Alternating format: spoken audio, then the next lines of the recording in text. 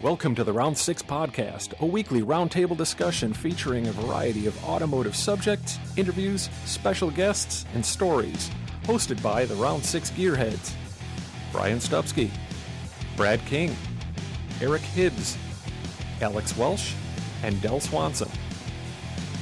With us this week in the studio is special guest host Mr. Steve Hayes. Joining us on episode 3 is our good friend Chad Reynolds from BangShift.com.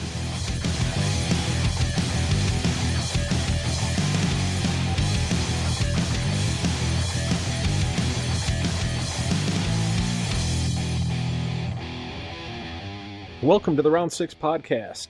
I'm Brian. I'm Brad. I'm Alex. I'm Steve. I'm Eric. And I'm Del.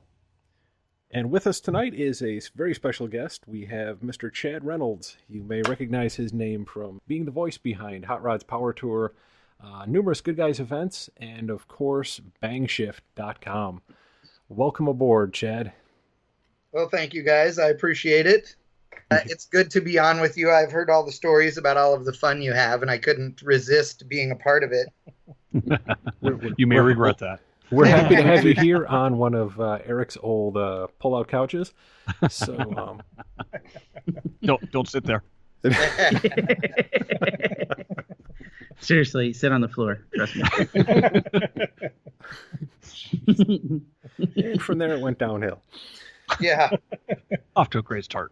So how are you tonight, sir? How you doing, Chad? Oh, just dandy.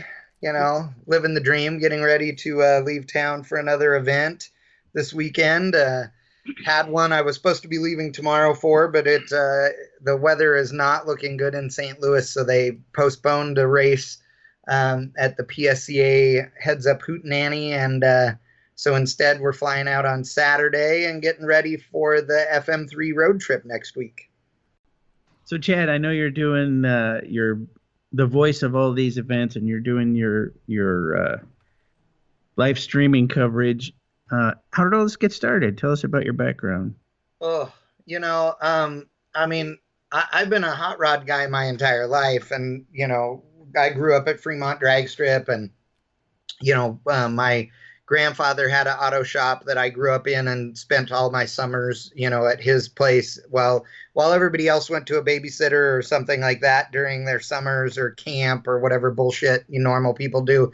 I went to my grandfather's auto shop and put 100,000 miles on a floor jack every summer and learned the cross thread is better than a lock washer sometimes.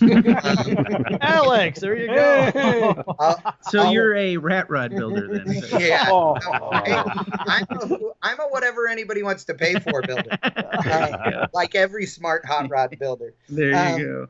I had the hot rod shop for a while. I've done all that. But yeah, I grew up with, Northern California drag racing and doing all that. And my dad, with his car, and built my first car, my 69 Camaro convertible, which had been an NHRA stock eliminator car because that's what we raced. And then, and did school and street raced all through high school and college, and then moved to Texas and worked in the high-tech industry.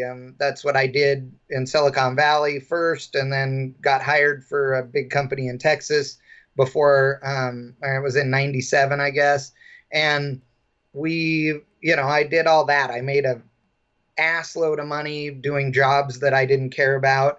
And it was all well and good for a while. But when the economy started hurting in the early 2000s in the telecom industry, which I was working in then, I got tired of it. And I just said, screw it, I'm done. I don't want to do this anymore. And so I had a couple of weird things I was involved in. I had a company I worked for that was Chinese owned and stealing secrets. And when I found out, I testified in front of a federal grand jury on really stuff. Wow. Well, yeah.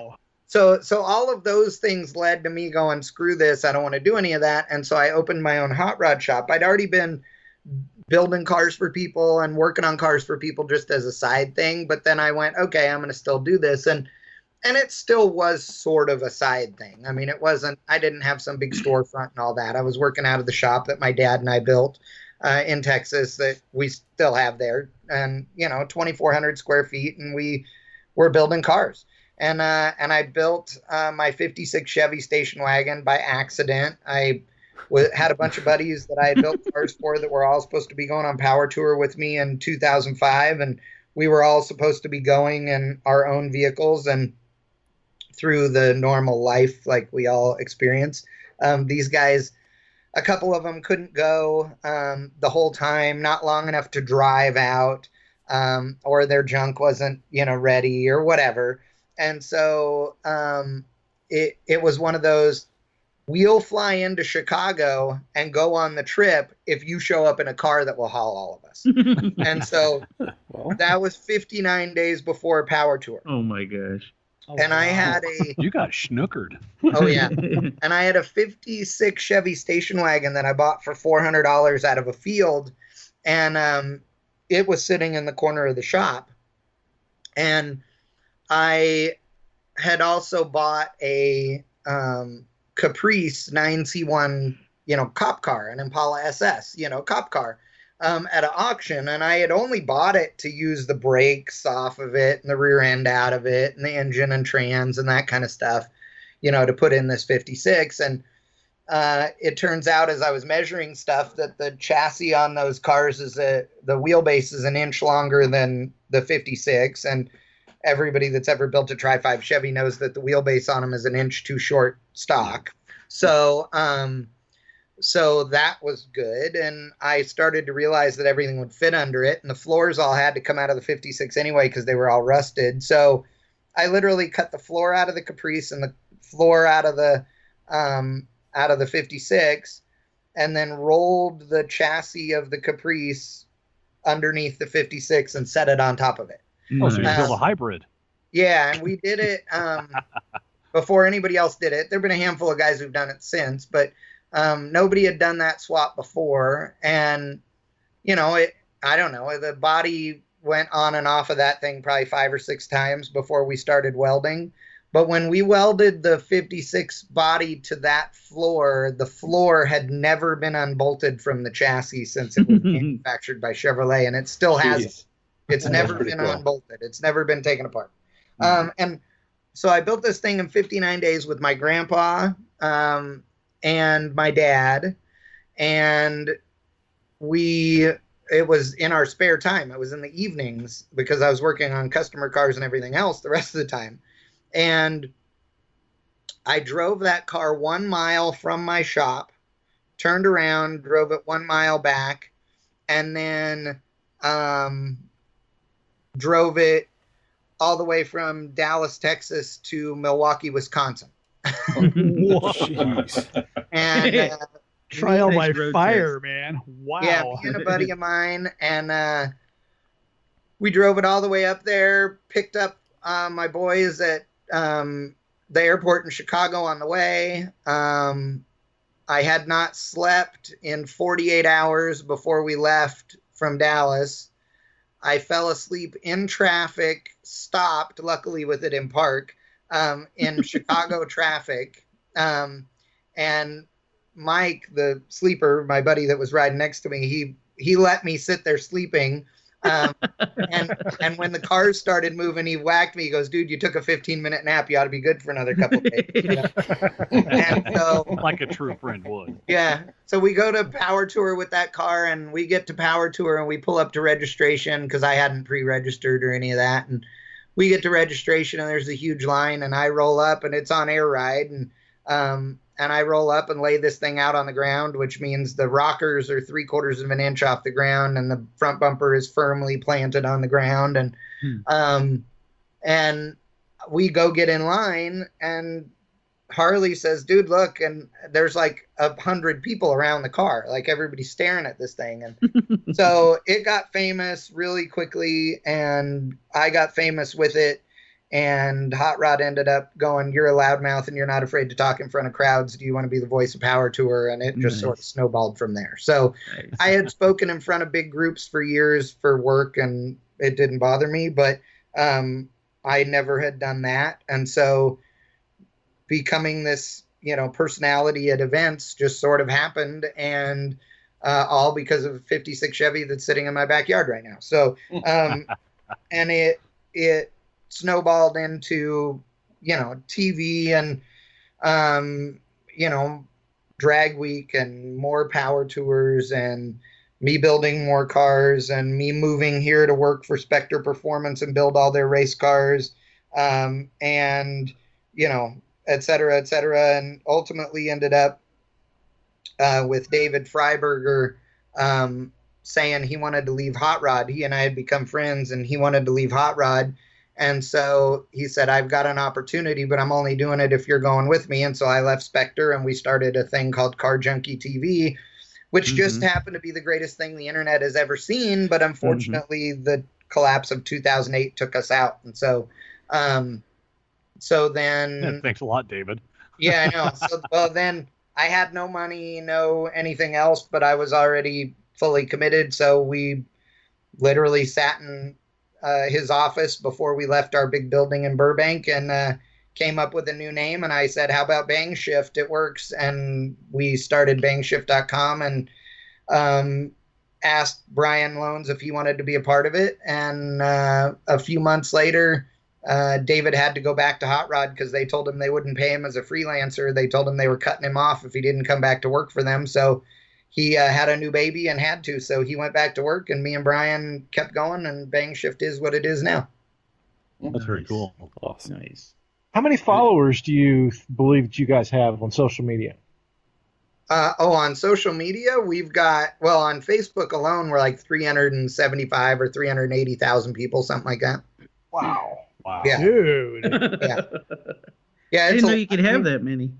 Yeah, we reach,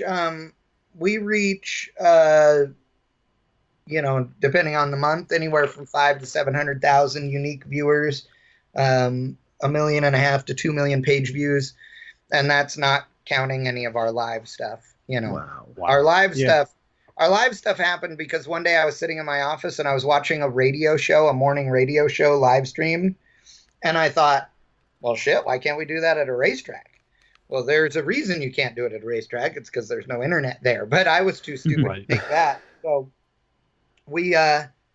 I convinced one of my guys, Dustin, to come and work with me on doing it. And we live streamed our first event was a California Hot Rod Reunion, which is kind of funny since NHRA sucks now and won't let us do it. Yeah. But yeah, we live streamed the first one. We were live for probably, maybe 10 minutes at a time. And it would drop and we would restart it and we'd go about 10 minutes at a time. And people worshiped us for it. I think that first broadcast, I remember us hitting 100 people watching and being like super excited. Now we have thousands of people that watch, obviously, but it was cool, and everybody said it wouldn't work. My business partners told me no, and I said screw you, and I did it. And now it's our biggest draw on the website. So That's really cool. Awesome. Yeah.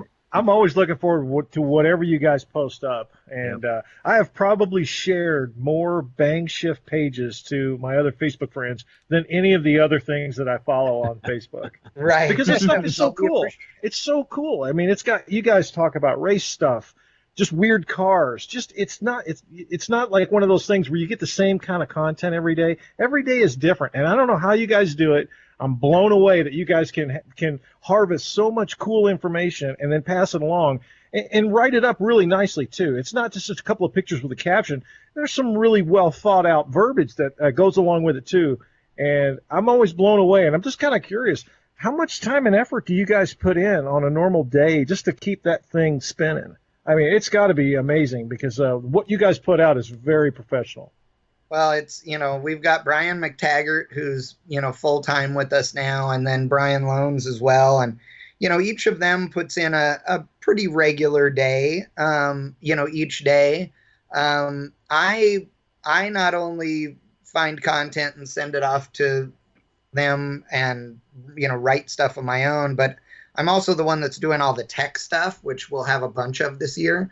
And then I'm the one that's doing all the other stuff that has to happen. So besides all the live streaming video stuff, I'm the one that deals with all the technology and actually keeping the website running and, all of those things too. But what I'm real excited about this year is the stuff that we're doing in the shop right now. So, Brad is one of the rare folks who's actually been to my shop. I don't hide it or anything, but only, my close friends have been there, and he's seen that it's not very big. But I have a ton of stuff that is on my list to do, welding projects, car projects that we're already working on, et cetera, et cetera. So this year there's going to be a lot more tech, which is pretty cool. I'm uniquely qualified to do some of that tech stuff. So I spend a lot of time on the engine dyno and everything as well. So we'll have a lot of dyno stories and stuff like that that's going to happen this year. But it's interesting because, I think that my time is best spent, trying to put out that kind of content. So we're going to have even more this year. It's going to be awesome. Wow, that's great. That's way cool. All right, so I got a question for you. Uh-huh. So I know the BangShift thing is really is probably pretty much your full-time gig. Oh yeah. If you had the opportunity to race full-time and give up BangShift, would you do it? In 4 seconds. Yeah. 4 seconds, 1,320 feet at a time, right? Yes, exactly. Yes. I've driven, everything from ProStock on down. I do not have a red hat at Bonneville. I really wish I did, and I will someday. But what's the fastest you've gone at Bonneville? I've been 216 mile an hour at Bonneville. Nice. And I've been 202 mile an hour in the quarter mile. Nice. That was ProStock? Yeah, in a ProStock car. And I've driven, ProStock, Superstock, Stock Eliminator, comp dragsters, just door cars of all kinds, et cetera. But, right. But yeah, if I could make a good living, wait, who am I kidding? I don't make a good living now. If I could make any living, equally poor. Yeah, if I could make any kind of living racing professionally, or racing full time, I should say. I don't even care if it was at I don't want to drive a top fuel dragster, really. I mean, I would like to drive one to say I did it, but quite frankly, I'd much rather drive a funny car. I've driven dragsters, and I just prefer an engine out in front of me. It's just cooler to me. But yeah, I would race, no question. My ultimate deal would be to do a TV show and race full time. That would be my thing. That'd be cool. Yeah. All right. So, what's your favorite class? Is it ProStock or? Yes. By just my heart is with ProStock. Okay. Right. Now, with that said, I know that it's on rocky ground because people don't understand it, and because NHRA, quite frankly, has ruined their fans. NHRA spent, decades convincing people that they needed to get up out of their seats as soon as the fuel cars were done so that they could go watch people work on the fuel cars. And don't get me wrong, I appreciate that. I've worked on fuel car teams. I love that. But at the same time, there's a lot of other great drag racing that's going on that people are missing then if they get up and walk out of the stand. Oh, for sure. So, probably some of the best drag racing. ProStock is one of those, right? So ProStock's by far the most competitive of all the classes. Oh my God, it's insane. Everybody's running 200, 201. I mean, back to back to back. Oh yeah. And it's down to the thousandths of a second over and over and over in every race. I love it. It is. It's great, but it's not nearly as spectacular to watch. They don't catch on fire. They don't blow the bodies off of them. They don't do all those things. So, ProStock is where my heart is. If I had to go, somewhere off of that, I would say ProMod. That's I love ProMod. It's a great class. It's like ProStock meets funny car, so it's cool. Rowdy. It's still door car stuff, is what it is. That's That's exactly. It's all about the doors. Yeah, and I want to drive a nostalgia funny car. I may get the opportunity to license in one finally this year. I was supposed to have already licensed at the end of last year, but obviously with all of Daphne's health stuff, we just had to put a lot of stuff on hold. So hopefully I'll get in a nostalgia funny car this year, and it'll actually end up better because I've been I've been getting faster because I've been getting skinnier. So I'm trying to get rid of my fat ass so I can fit in a race car better. Nice. Overall weight transfer, Yes. all that stuff, right? Oh yeah, dude, I'm 300s quicker right now because I've lost 30 pounds already this year. So I'm on it. Dude, I keep don't waiting. think I could give up the tacos. It's Oh, dude, trust me, I have a weakness for tacos myself. So I can eat Mexican food, multiple times a day. In fact, if you want to know what my dream life would be, my dream life would be my own TV show of my own decision, nobody telling me what to do. I'd do my own TV show. I would race professionally, and I would live in Playa del Carmen, Mexico. That's the deal right there. Those are my three deals. What's And unlimited Daphne income would and be private like, jet. okay, right now, no question. And sponsored by Taco Bell. Oh, dude, Taco come on. Bell. No. Hello. He Yes. likes tacos. I'm in. I've Not seen him in charged. In-N-Out. I've seen him in In-N-Out Burger. He can handle a double pretty good. too. See? Yeah. Not Okay, anymore. so I got back up a minute. I'm going smaller. See. So I've got back up a minute because you had talked about being in the telecom industry, and that doesn't really have much to do with the car thing, but that's my industry. I do a lot of voice over IP stuff. I'm just kind of curious, and there's going to be other people in technology too who are curious. What was it specifically that you did? See, I was not in the technical side. I was in the recruiting and human resources and operations side. So, so I worked as a headhunter in Silicon Valley growing up, and ran my own recruiting organization for a while, and worked as a recruiter for a bunch of different companies, and then an HR manager, and then ultimately director of operations for a telecom company, et cetera, et cetera. So, Okay, very cool. yeah, so I hired all of the guys, and at some level, when I was the operations director, made sure they were all doing what they needed to do, but I didn't need to know how to do it. Very cool. Well, we probably talked then because I hired a number of people through Headhunter. So There you go. interesting. Yeah. All right, I'm going to rattle off another question here. Shift gears again. You seem to have a proclivity for long roof cars. Yeah. Yeah. Dude, I don't know why. It's really funny. I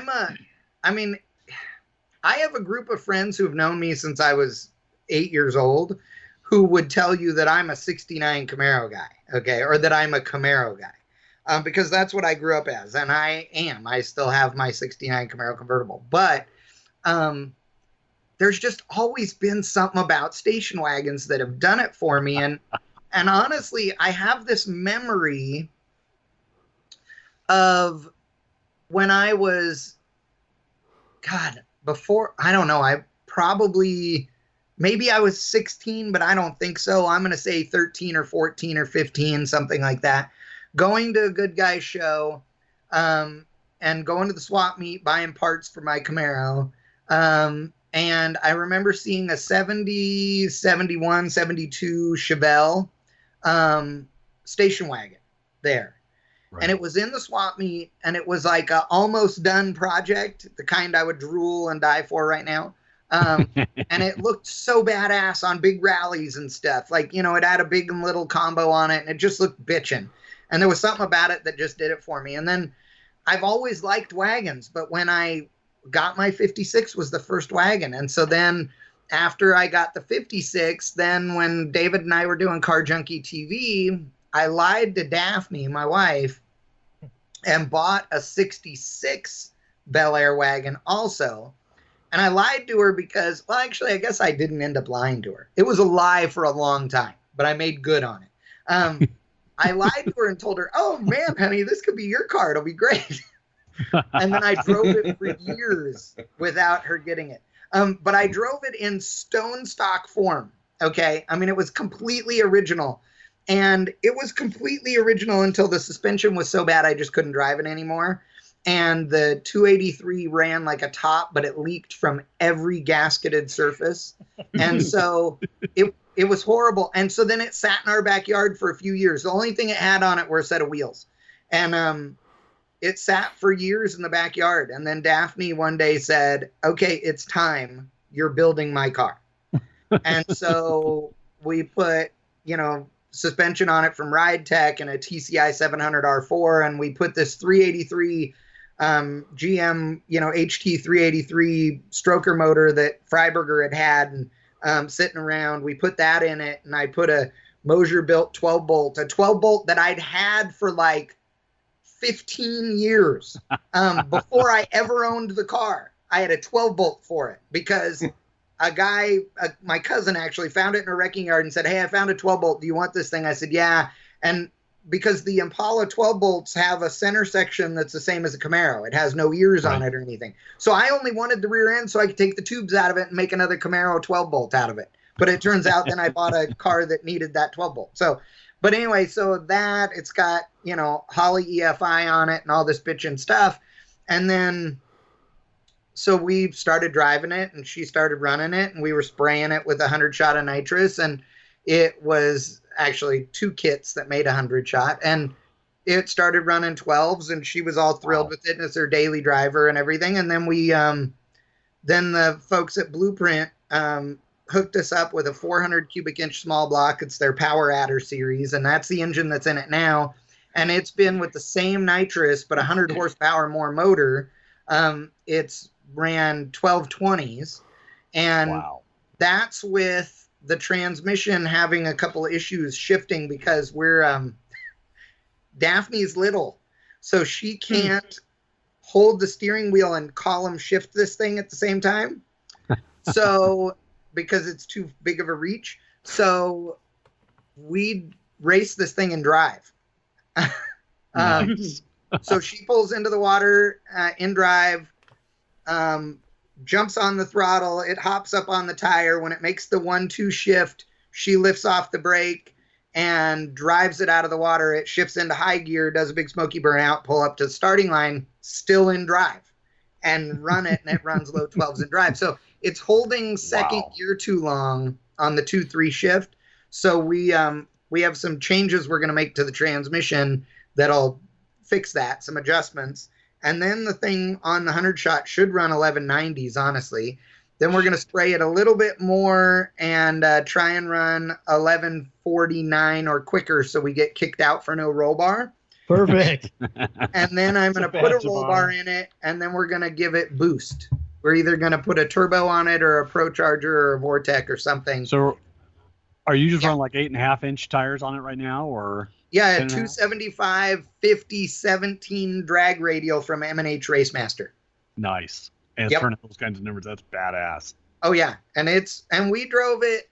Last year we went on Rocky Mountain Race Week, which we'll do again in July this year. We went on Rocky Mountain Race Week. The new motor had 28 miles on it, including chassis dyno time and driving it around town for one day. It had 28 miles on it. We drove it from here all the way to Kearney, Nebraska. Then did a whole week of drag racing with it, and then drove it to Yellowstone, went through Yellowstone on vacation, and then drove it home. And when we did that, we put 5,000 miles on it in 14 days or whatever. Wow. Yeah. Nice break-in. That's awesome. Oh, yeah. It probably got fairly decent mileage, too, didn't you? Actually, better than I would have thought. And I'm going to make it be even better. But, yeah, it got 17 miles to the gallon.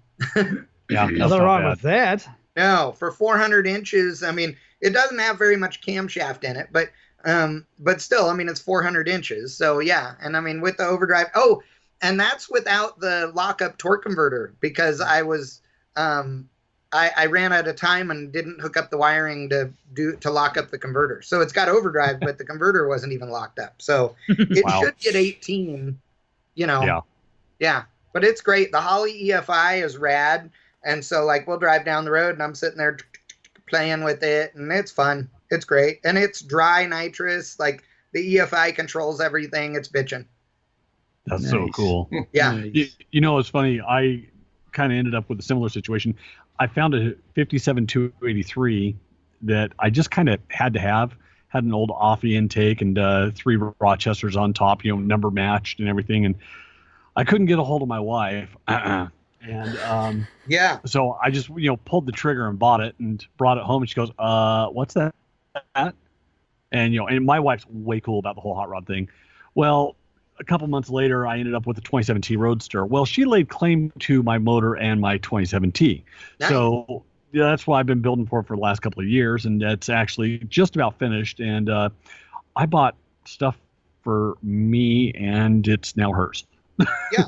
No. And I'm totally fine with it. Exactly. She looks way better driving it than I do. Oh yeah, people it's funny. People ask me like, "Oh, how is it to race her car?"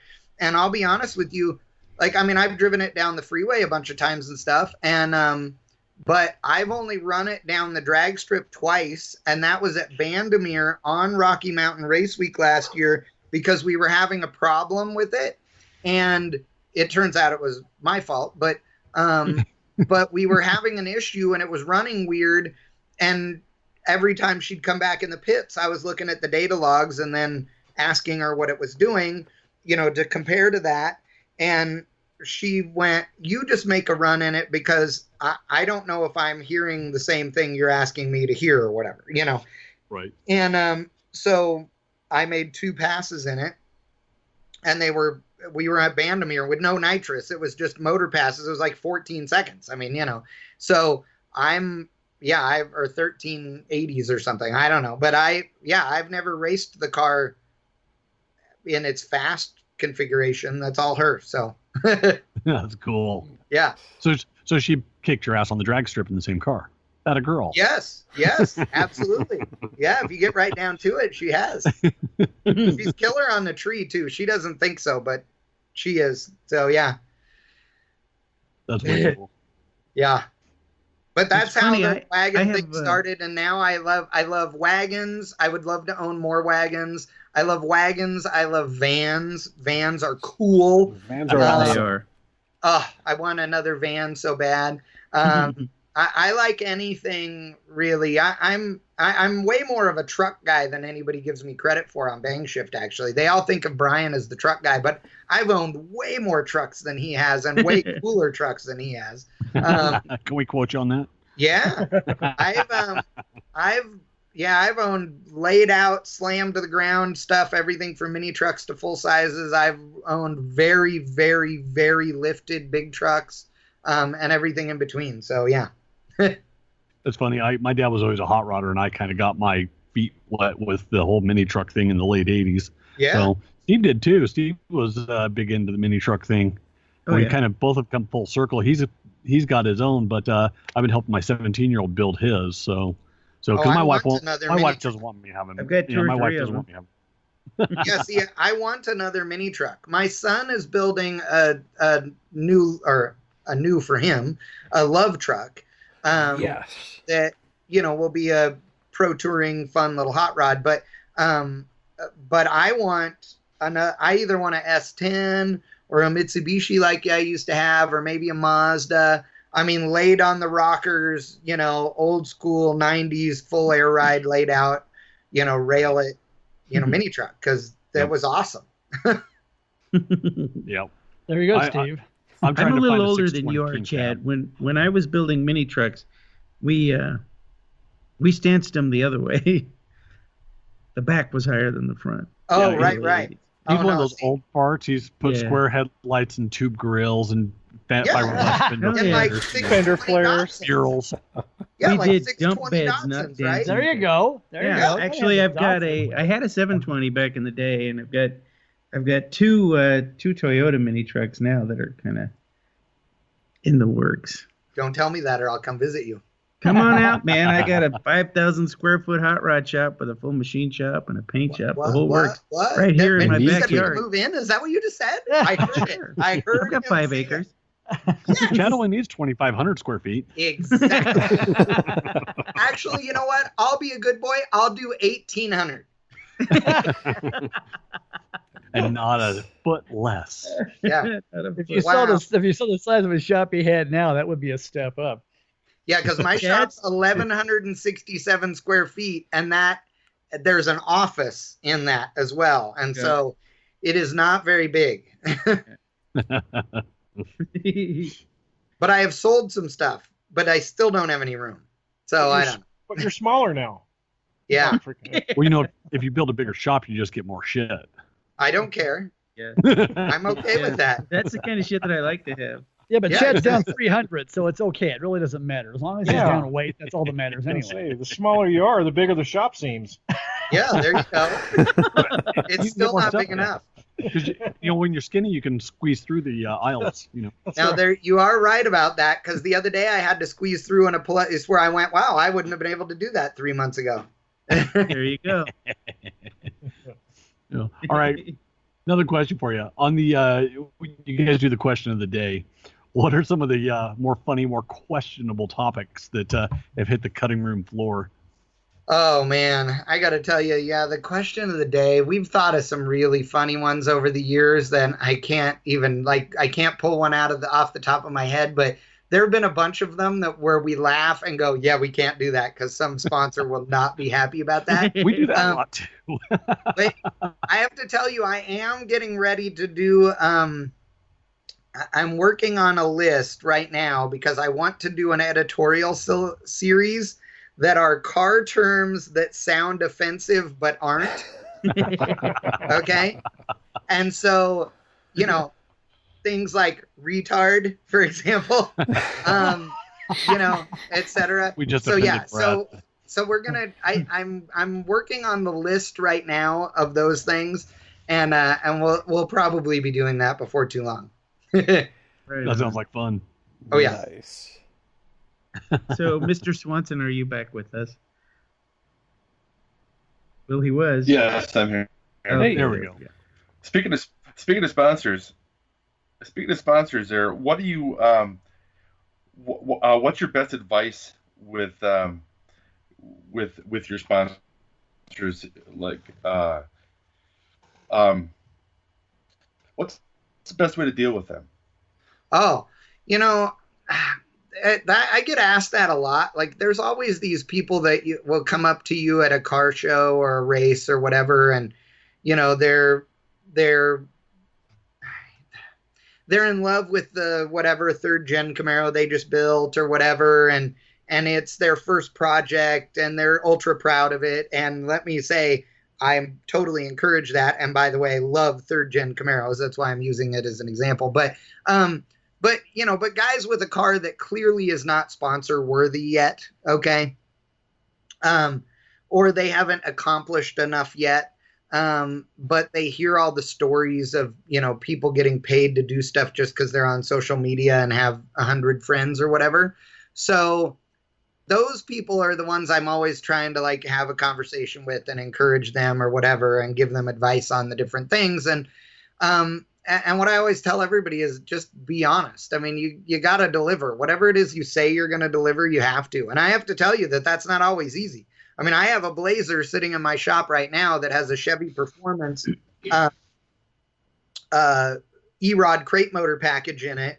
And it was already supposed to be a running, driving, racing car by now. But my wife got sick, and I went, okay, everything else has to fall to the wayside. Now, luckily, Chevrolet is a great group of guys, and I've explained the situation to them, and they totally get it, and they're totally fine, and they understand what priorities are. But you got to manage your sponsors. You got to know how they are, and you got to know how picky they are, and you got to be realistic. You got to be real honest with them, and you got to be real honest with yourself, because the truth of the matter is, as hot rodders, we're all liars. We all think that we can build a car in a certain amount of time when we all know it takes at least 3 times that long, if not 4 times or 5 or 10 times as long as we think. Well, they do it in an hour on TV. Well, yeah, of course. With commercials. We're idiots because we also think we can do it on the money that we have left over. And I'm so guilty of that.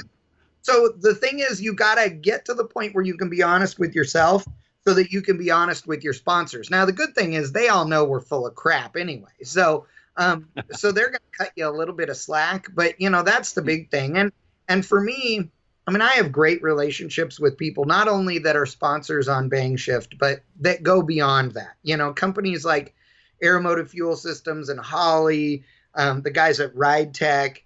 I mean, these are companies that I am a spokesperson for because I believe in their product, not because they write me a check to be a spokesperson for them. Companies like Bear Brakes, who aren't even an advertiser with us on our site, but they make a great product. And conversely, Willwood, their number one competition, another company that makes great products, doesn't spend any money with us, but I will gladly wave the flag for those guys every, opportunity. To me, the biggest thing when you're going to worry about getting sponsors is you got to be true to yourself and make sure that they're really a brand you believe in, because no parts are free. Nothing's free. Everybody thinks that because we run a magazine, we somehow get all these free parts and we can build cars for nothing. Well, let me tell you, every single part costs me something, and I would much rather just write a check or hand a credit card over and get the parts and not owe a single person anything for them. It's way, way, way better. But sometimes you can't do that. So you got to go out there and you got to beg for parts. So you got to make sure that you're giving them what you promise them and that you're giving them more than you promised them. And that's just part of the deal. But, I have, for example, Chris Alston's Chassis Works, another company I believe wholeheartedly in, right? Chris is an amazing human being. All of the people at that company are great. It is a family-run, really, really bitchin' outfit that makes amazing parts. Well, I'm not too proud to tell anybody that they sponsored me for a back half kit and a bunch of suspension for the Blazer, all of the roll cage tubing, et cetera, et cetera, et cetera. I went up there. They bent up a lot of the roll cage tube for me ahead of time. I mean, all these different things is great. It's thousands of dollars worth of parts. But I have an axle housing in it that is this bitchin' amazingly awesome, welded, gorgeous piece that's under that car. It doesn't have a center section or axles or brakes on it. And it's going to cost me thousands of dollars for the center section, a Detroit locker, the axles, etc., for that thing. And, and is it possible that I'll get somebody to help me out with some of those parts? It's possible, but I can't count on that. You've got to be prepared to do it. And I know a guy right now who is building a really bitchin' project, and he has some really good backing with some really good parts, okay? But he is still struggling every week to come up with enough money to buy the things that are not sponsored. Because you and I all know, if you're honest with yourself, if I went out and pulled the small block out of Daphne's car right now, and took another small block that was sitting right next to it and put it in, it's going to cost me $1,000. Okay? Right. Because I'm going to put new belts on it. I'm going to put new hoses on it. I'm going, you know what? I should put a new power steering pump on that thing now. Water pump, plugs, wires. Yeah. Yes, exactly. All of that stuff adds up, and people always underestimate. So the truth of the matter is, you got to be prepared to spend the money, because your sponsors are not going to cover all of it. That's probably the biggest bit of advice, is that you better have enough money to build this car with no sponsorship, because when one of them flakes, or when you don't have enough of them to cover every single part, you're still going to end up spending a bunch of money. Yep. Hey, if you want a real Absolutely challenge, Chad, go ahead and build a streamliner, because everything just bolts right onto that thing. Dude, I've seen it. It looks like order. everything bolts on. Yeah. I have to say, Brad may not be much of a pinstriper, but that dude can build a streamliner, man. Brad. Let me just Wow. correct you just a little bit there, Chad. What he can do is convince people to build a streamliner for him. Oh, nice. Ooh. Yeah. Hey. What? Although, That Brad, was- I wouldn't that let was Chad deep, near him. dude. He might dent it.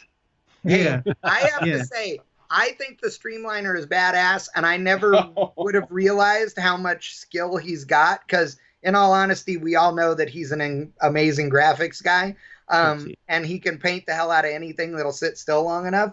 But I didn't realize just how talented he was at building a car until I saw all the photos of the streamliner. Yeah, that thing's bitching. Yeah. It is. Yeah, it's ultra badass. Yeah. I want to grow up to be like Brad King. That's what I want. The great part about that Well, car you're already is broke. You're already halfway there. Yeah, just work on the whole impotence thing, and you'll be exactly right. Oh, dude, that was great. Man, the timing right there. You are the man. You know what's great though is once you debut that car, Brad, you'll already be able to put a little insignia on the side that says 20th anniversary. You'll be able to run it in the nostalgia class on the first time you got it out. Wow. And if you could get BangShift to sponsor it, maybe after the first time Chad comes out to see it, you can just scratch the F out of it and you go bang shit. Yeah, there you go. Just like your truck. Oh. Man. Wow. I think you're a member of the group now, Chad. That was 2 for 1. I hurt. I really hurt. I thought you were supposed to be nice to the guest. Oh, Who you told did the you fine that? print, didn't you? That's obviously Who told you lie. you were a guest? Yeah, nobody got that memo, right? We're an equal opportunity offender here. Nice. Oh, God. That's awesome. We're going to have to change the name of it now. It's going to be Round 7. Yeah. I'm aboard. Chad's never going to come back. Are you kidding? Yeah. Oh, that's awesome. I've had enough of this. So where do you see BangShift in, say, 5 years' time? Ooh. That's a tough one. If I go by my vision and don't give any credit or ability to speak to my, business partners and colleagues, then I would say that I see BangShift being much more video-centric than it is now. I would say that it also has a pretty regular television presence. And I would say that it's bigger and badder. And when I say that, I mean, still lots of content, still the diversity of content, but also putting on our own events, our own races, our own road trips, etc. That's the kind of thing that I see as the natural growth and the place that I want to see BangShift get to. I mean, I want to do our own version of Power Tour, if you will. I want to do our own version of Drag Week, if you will. I want to do a bunch of things that nobody else has thought of. So I want all of those things because we're about the automotive lifestyle, which means that I think we need to provide more and more ways for people to come out and enjoy their hot rods and therefore experience and enjoy the lifestyle. That's cool. Yeah, I I would know like it's a to misused pitch- term. Go ahead, Brian. I'll say I wanted to pitch an idea I have to you. We'll do this off air. I'd love to pitch an idea for you of a BangShift movie for Lifetime Networks. Ooh. My wife in. would watch it. As long as I can cry, I am in. Oh, you will. Oh, it's It's going to be on the awesome. Hallmark channel then. It won't even be Lifetime. It'll be Hallmark. It's going to be awesome. I've got Judith Light lined up. It's going to be great. There's going to be a tremendous amount of crying because we're going to get the original 32 from American Graffiti and make Brad King drive it.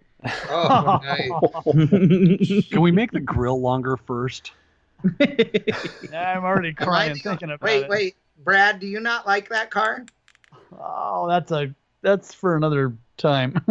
No, I don't like that Because car. I'm hoping you don't, because I want to not be the only human that doesn't care at all for that car. Oh, we're in good company then. Yeah, I don't like that car. Okay, good. See, then you and I, it's a match made in heaven, my friend.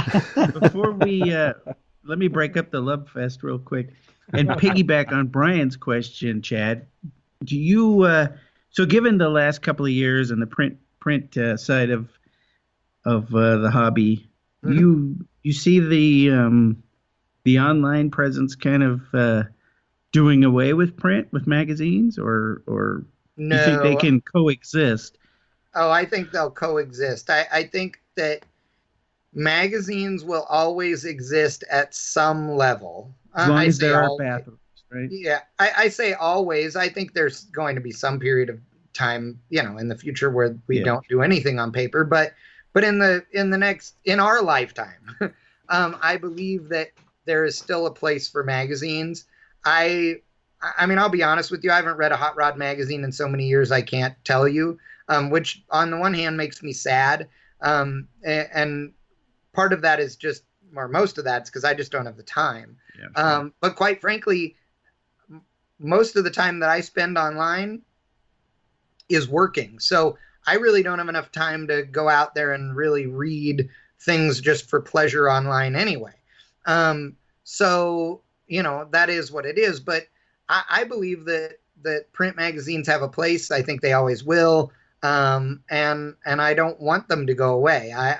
I don't look at everybody as competition because I don't think that, we're car guys. We don't just like one car magazine, whether it's online or in print. We like them all. And there's plenty of room. This great big internet, is here, and we can all do good things with it. So I hope that Hot Rod and, Carcraft and all those people stay around. And quite frankly, if we're being real honest, I don't think that the death of print magazines, specifically Hot Rod, Carcraft, Popular Hot Rodding, et cetera, I don't think the death of them will be because the American public or the world doesn't want print magazines anymore. I think it'll be because the organization that owns them, called 10, is a completely inept group of people, and they will run them into the ground. Hey, speaking of sponsors, have you grown the BangShift brand enough to where you're not doing a lot of chasing of sponsors? They're starting to come to you. Are you starting to see that now? Yeah, we do. We have a lot of people that come to us, but that's one of my responsibilities too, though, is all the sponsorship side of things. So I still am chasing, if you will, sponsors all the time because, we're growing. And so as we grow, we have more room for more sponsors. So, somebody may come to us, today and say, hey, do you have, what's the deal? You got any packages available? Can I be a sponsor on BangShift? And I may tell them, no, we're, all full, but I'll leave you on the list. And as soon as something opens up, I'll let you know. In those scenarios, then I'm calling guys going, okay, it's time, I got room. At which point half of them, actually more like 3/4 of them, have already spent their money for the year and they can't do it or whatever. And so, so you're always chasing it at some level, sometimes more than others. Certain times a year are crazy. Certain times a year at the beginning of the year end of the year, we're in full thrash mode to make sure everybody re-signs, for another year and, sure, all that kind of stuff too. So, yeah, it's easier because I don't need to sell anybody on who we are and what we do anymore. But you still got to do the work. You know what I mean? Sure. I'm sure it never gets any easier to convince people to let go of their money. No, but at least now, one thing, like, at least we're not explaining who we are. I mean, I remember like every year at SEMA or at MPMC, like it got better where less and less people asked who the hell you were. And I remember that like happening. And I remember, the like going home from SEMA and the first time going, nobody asked us who the hell we were this year, and that was cool. So, well, we're about to experience that ourselves, I think. Yeah, dude, it's just part of it. It's cool. Because the truth of the matter is, if you started and everybody knew who you were and what you were doing, then there would never be that experience of, oh my God, we made it or any of that. So, yeah. Good. Well said. That is the best part. It's humbling when you walk up to someone, you shake their hand, and they're like, and you are? And you explain it, and they go, never heard of you. Right. Yeah. And you just, or they tell you they're not a fan. It's like, okay, cool. Yeah. I've gotten that Yeah, before. but it's still your dad, Brian. It's still your father. So. I know. At the end of the day, he does care. It's just a public thing he has to do. You just don't want people to say, yeah, not a fan. Yeah. Oh, I've had that. I love that. Oh, I've seen your stuff. I don't like you at all. Really? Really? Oh, yeah. They don't mark all over your Brian. drawings, do they? Hey, Chad. Only How one. long has BangShift been going on? How long has that thing been up? 08 was when we started. So right. Yeah, right. 07, 08, something like that. So when 08, I think. So when the other one crashed, then that thing you're working on with Dave, when it went down, then BangShift started right up. I mean, it was pretty much let's do this thing. we closed down Car Junkie TV, and when we were told you got to get out of the building and the website's going to go down, like, tomorrow at noon or whatever, we started a new forum because that was our big thing at the time. We started a forum immediately that was called Freiburger's Junkyard because we knew we needed something real quick that would be up and that everybody would gravitate to and know, okay, it's still Freiburger's thing, So we did that, and then within a few weeks, we had the BangShift up, and at first it was just a forum and and one blog page and all those kinds of things. BangShift started in November at literally in the Hard Rock Hotel. During or the morning of the start of the SEMA show was when our guys said, okay, the forum is ready. And I signed up as the very first user on the forum when we started BangShift. So was that, that day, like I said. Wow. That's pretty cool. Crazy. Yeah, Yeah, it was cool. it's cool. Yeah, because you were there from the beginning, do you have any advice for somebody that's wanting to start something like that? What direction do you go in? What's the best thing to do to generate the most interest? It's tough. The truth of the matter is that you're never going to get rich doing any of this stuff. So, and the reason Brad told me. Yeah.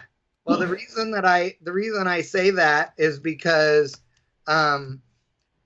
you have to do what you love, okay? And I know everybody always says that. I'm not saying it for any of the hippie bullshit of if you do what you love, then you'll never work a day in your life or whatever that crap is. That's not true because you still work your ass off. But the reason I say that is because if you don't love it in the early days when there's no other reason to do it, if you aren't into what you're doing, then you're never going to make it. You know what I mean? Yeah. I'll be honest with you. I mean, one of the things that sucks about doing what I do and having done it for so long is I have to consciously keep myself from becoming the David Freiberger. I love Freiberger to death, but he's not a big people person. He never was. That's why I was the good sidekick for him. But he gets really tired of looking at cars and really tired of talking to people about their cars because, we all know it. Everybody walks up to you and says, oh my God, you got to look at my 69 Camaro because there's not another one like it. And mine's the best one ever. And the truth of the matter is I've never seen a unique 69 Camaro. I just haven't, except for the station wagon. And that's because I've seen a million 69 Camaros. So anything anybody has done to a 69 Camaro, unless they're just ruining the thing, has probably been done in some form or fashion. And so it isn't anything special. Well, that's all well and good. Okay. But for whoever the guy is that thinks he has the greatest 69 Camaro ever and who wants to tell you about it, like, it's not cool for me to be any less excited about that guy's Camaro if I'm expecting him to be excited about mine. You see what I'm saying? Yeah. Oh, yeah. So Totally. I drive down the street in Rancho and I see people in old cars all the time and I barely glance at them because I see old cars every single day for work, every day. So I hardly glance at stuff that normal people like Daphne and Cole, my son and my wife, look and go, ooh, 69 Camaro, right? They're still excited. I'm jaded because I look at this stuff all day, every day. So I have to remind myself periodically, dude, you got to be happy that you get to look at 69 Camaros all day, every day, because normal people are sitting at a desk looking at a computer screen, working on something they don't care about at all. You know what I mean? So that's the challenge of the whole deal. It's, it's business and it's all those things and it's a website, and whether you're popular or you're not, who knows? It's a lot of it's the luck of the draw. But ultimately being able to survive and not drive yourself crazy is going to be because you dig what you're doing. I mean, that's it. Right. Right. That was a great answer. Holy crap. I'm just looking forward to a day when somebody actually buys enchiladas for me for a change. Instead of me having to buy them for myself. Aren't you, Steve? Huh? It's your turn to buy enchiladas, right? See? You see? It costs me money to do this stuff. Can you send enchiladas via Skype now? Is that a... He's working on it. Be a great app. If you could, I'd be forever implanted in this chair because I'm with you. Too heavy to get out of it. Hey, Chad, it's funny you were talking about how it's kind of jaded you, and I've kind of done that same thing. It's in that same realm you were, has been able to work with all these crazy talented people. So somebody go, what do you think of this guy's work? That's all right. And I'm not trying to be a smart ass or being a jerk about it, because he does okay stuff. It's not bad.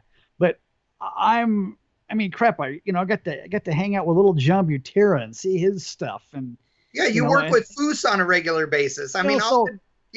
You see stuff and you go, I see guys that weld that looks like it was done with a computer. It looks like a robot did it. And it's just a guy with a TIG welder. And you go, I don't even know how you can do this stuff.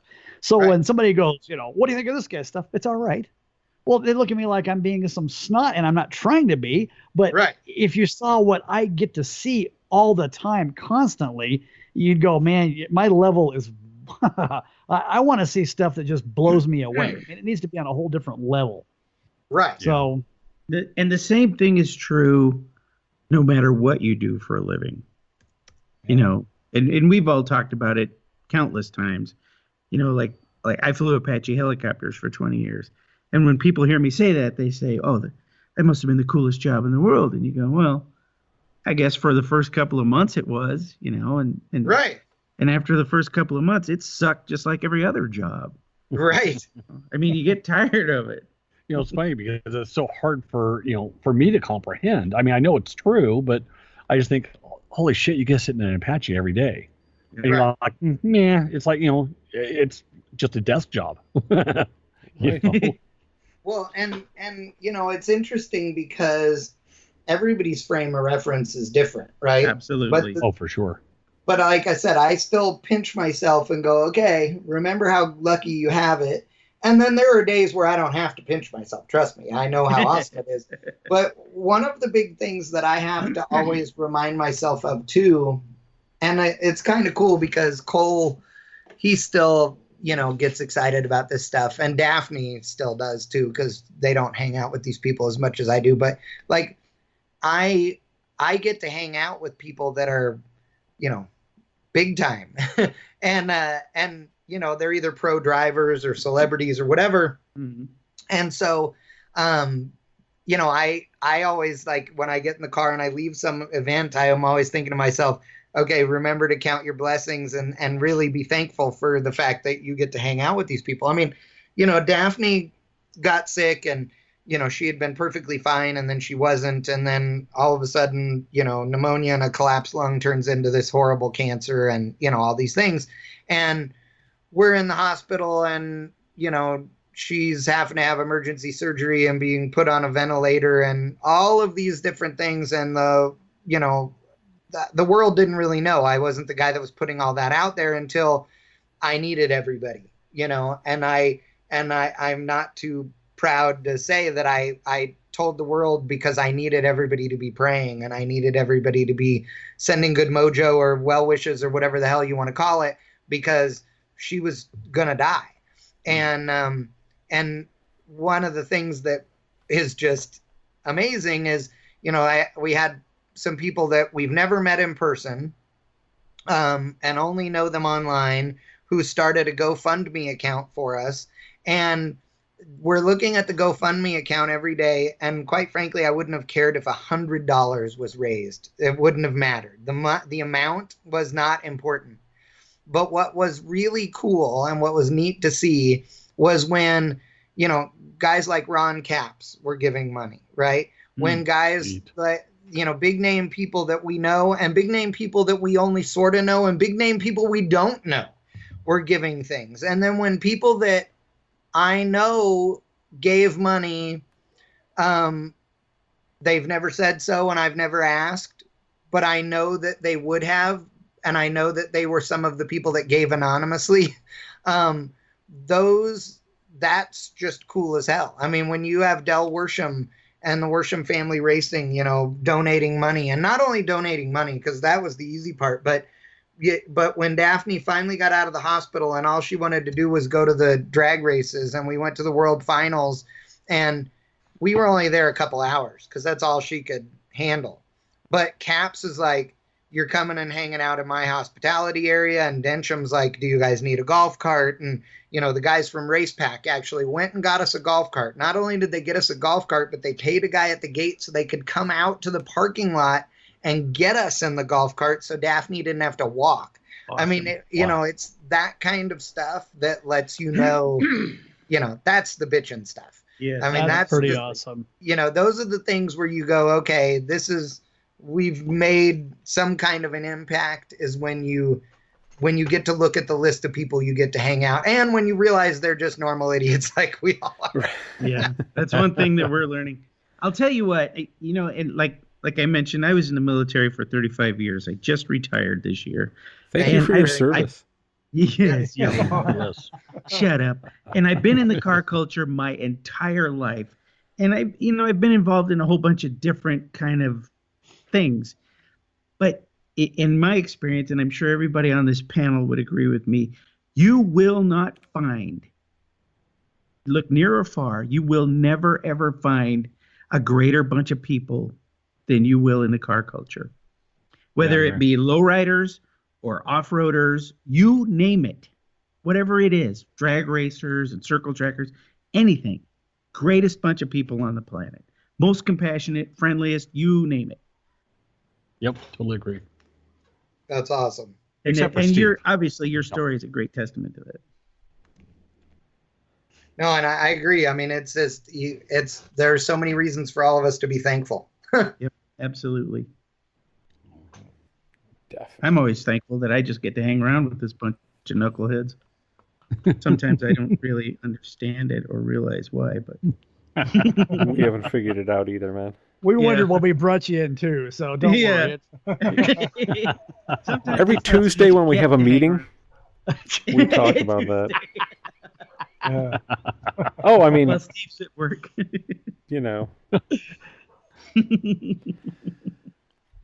Nice. This was going to be the Steve Hayes show, wasn't it? Originally. And hey, I don't want to take up your whole night, sir. I can't tell you how much I appreciate you being here, though, man. I'm thrilled to death to be here. You guys are awesome, and it's been cool, and I'm more than happy to be on the show anytime you guys need some long-winded, long-bearded guy to be a part of it. Outstanding. So next Thursday. No. Yeah. Okay, wait. Let me finish writing this. Long-winded. Hold on here. Wait. Yeah. Okay. Hey, all right. We're good. And Chad, for the record, you know about Hot Rodders Road Trip, and we're making the TV thing, and we're doing Masters of the Motorcycle and all that. I just want you to know that when I'm a huge celebrity, big star, I promise to buy you tacos. Nice. Whoa. Good. I promise. And Steve, Steve, I'm not going to forget you, little people. Well, I promise. Little people. Well, I know that only a couple of you have any real talent that would be applicable to building a car. And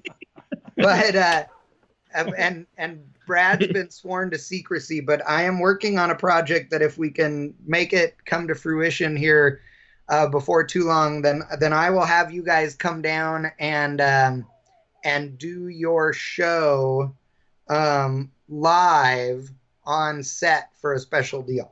Now that sounds really awesome. Be awesome, dude. Yeah, you know what I'm talking about, Brad. That are you? Yeah, absolutely. Out of curiosity, and I don't want you to reveal any big secrets, but is this going to be catered by a Mexican, like a taco shop or anything? It will be if you're coming. If you're coming, we'll have a taco truck. Right, the whole TV thing or whatever this thing is, and all he wants to know about who's catering this. TV, whatever. Yes, we'll have, celebrity, blah, blah, what blah. we will have is we will have a truck that shows up full of Taco Bell. Hey. Can we reschedule this? Yeah. I think I have something. You've got a else bathroom to in talk that shop next to the office? Yeah. Well, there goes the Taco Bell sponsorship. Damn it. Screw this. I'm going back to Iraq. Well, I just want to know, Steve, when you plan on hitting it big like that, can you let me know like a week in advance so I can leak the photos? Okay. Yeah. Wait, leak photos of taco? Never mind. Yeah. It's a lot. You know the one I showed you, that one earlier, the one with Steve. He's rubbing the enchilada all over himself. Yeah. That video. I One can't guy in see a that. cup. I bought eye bleach and it just One guy. What is it? One guy, one taco shell. That was a pretty good One one. guy, one taco. I do a variation one Don't man, judge me. one ice cream cone, but that's okay. Don't judge me. Yeah, Chad, thank you again for doing this, man. Yeah, Sure. thank you so much. Great Yeah, interview. no problem. I appreciate you guys. You guys are awesome.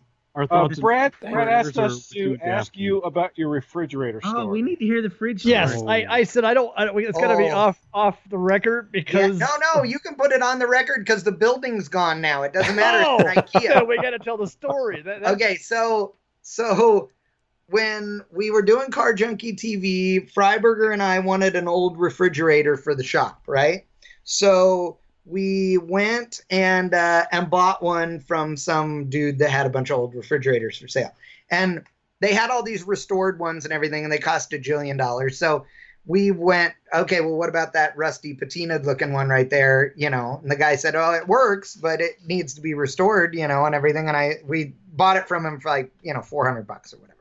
So we take it, I put weather stripping on it and everything. It works like a champ. We have what's his name? Stitch or whatever, the pinstriper guy. I can't Scratch. his name. Scratch. Scratch. There you go, Scratch. Who So said that? Scratch comes and pinstripes the side of it with this cool thing on it, and we are good to go. So we've got it there for, you know, the year or whatever it was, in the shop, and we have to leave the shop because when the business goes down, we don't know it. The guy running, we just worked for the guy running it, so we didn't know how bad it was until the landlord literally came to us and said, man, has nobody told you guys have like 5 days to leave because you haven't started moving nothing? And I mean, literally, we had 80 cars in the shop and all this stuff. So, Wow. yeah, so we have to leave in a hurry. So the refrigerator doesn't get to go because we literally have no place to put it, and there is no room in trucks when we leave the final time. So I'm crushed because it's like a 1953 GE or whatever, right? Single door, okay? So this is years ago. Now, a couple years ago now, so it's probably 2015, we'll say. So it's been like 6 years, okay? 5 or 6 years. At least since we had been there, at least that long. Maybe longer, maybe 8 years. Anyway, Freiberger sends me a message and there's a photo of the refrigerator. And he says, hey, I was by the old building and it's still empty and it still had the lockbox on it with our code in it. So I went inside and the refrigerator's still there. And I'm like, no way. So he says, you should totally go get it. It's still cold, drink still inside, right? Oh, yeah. So I do what any, good parent would do. And I load my 2 children and my wife in the Suburban. I rent a little bitty trailer and we go down there. And I open the lockbox, get the key out. Actually, I didn't because I still had my key. So I just took my key, opened it. We break into the place. Okay. I mean, we open the door, but still not supposed to be there. Go in. The refrigerator is still in there. I'm like, awesome, totally excited. Well, the problem is we can't get it out the people doors, okay? It won't fit out of one of the man doors because they're like metal framed, retrofitted little skinny doors, right, in this old building. So we're going to have to go out this one garage door that has an opener, okay? And I still have a key for the opener. So I'm like, okay, great. But I forget that, or no, sorry, I don't have a key for the opener. That's the problem. I don't have a key for the opener, but I have a key for the padlocks. Well, I get the padlocks undone off the garage door, but I don't have the key to do the garage opener, which is one of those barrel keys, right? And I don't remember that there's another lock on the door also, a mechanical lock on the outside. So I go to myself, well, if I just take Dyke pliers and cut the 2 wires going into this switch, you know, for the button, then all I have to do is touch the 2 wires together and this thing will open. So I hit the button and the lock is still locked outside. And it proceeds to rip 2 panels off the bottom of this fucking garage door. Oh, man. That aims out onto the street. Okay. Breaking, entering, and damaging. Oh, yeah. So it's like, oh, holy crap. So I quickly figure it out. I unlock the thing. Now the deal is all the way up at the top. And I mean, this is like a 12-foot tall garage door, right? It's not a normal garage door. So we get the 2 panels that are on the bottom still attached, and we slide them up and prop them up, wheel the refrigerator outside, jam it in the trailer or on the trailer real quick, and then shut the door back down onto the 2 panels. Sneak out the front, jump in the Suburban, boom, off we go. Because I am Father of the Year, great, example for the kids. So, it's all well, about you got to teach your kids something. You teach them what not to do. Right. So then I get the lesson. refrigerator home. We plug it in. It works flawlessly. Okay. So it is sitting on my back porch. And then when I get my shop, okay, I'm like, oh, great. I'm going to take the refrigerator back down to the shop. And Daphne's like, the hell you are? That's my back porch refrigerator. You aren't taking it. So I had to go and look for an old refrigerator. Well, I couldn't find any. I only had $125 to spend, and I couldn't find anything worth having. So I'm like, okay, my shop's going to have some tiny little stupid refrigerator in it because that's all the money I got. So I see this ad on Craigslist for a 1954 GE, which is a 2-door refrigerator. Okay. So, and it's original owner. So I go down, talk to the people. They are the nicest people. They agree to sell it to me for that amount of money, basically because they love me and I remind them of their now dead son. True story.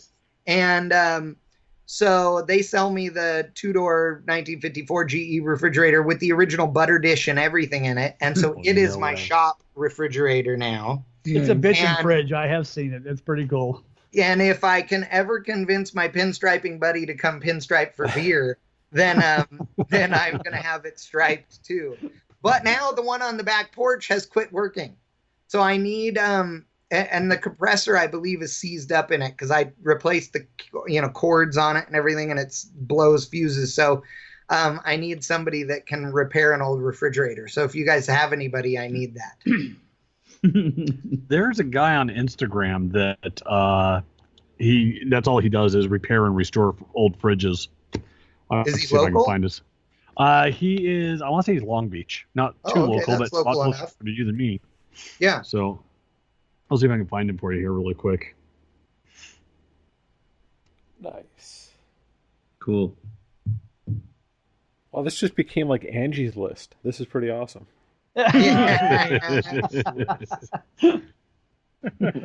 Eric's List. No, I always know somebody. Schindler's List. Oh, hey, wow. That one. That won't work. Yeah, that won't work. Wow. You don't want to buy anything off there. Yeah. All right, boys, I got to roll because my computer is getting low on power, so I either need to go get a cord or I need to take it to the cord, one or the other. Chad, thank you so much. Thank you. Our thoughts and prayers are with you and Daphne and the family. So Seriously appreciate that, guys. Definitely. Way. So thank you. And like I said, if you need anything, you just ask. You guys are awesome. Thanks, Thank you Chad. so Thank much, you again, man. dude. it's a Yeah, pleasure. Brad, thanks for asking me to do this, dude, because these guys are way cooler than you said they were. Yeah, but you were listening to Brad. So. I couldn't help myself. I'll be talking to her pretty soon. Yeah. All right. Sounds Awesome. good, guys. Thanks. All right, man. Thanks again. See you. Thanks, Thanks, Chad. Bye. Thanks again for joining us here on the Round 6 podcast. If you've enjoyed this installment, feel free to head over to iTunes where you can find the rest of our episodes as well. While you're there, please feel free to subscribe, rate, and review our podcast if you would be so kind. You can also find us now on Google Play and Stitcher as well.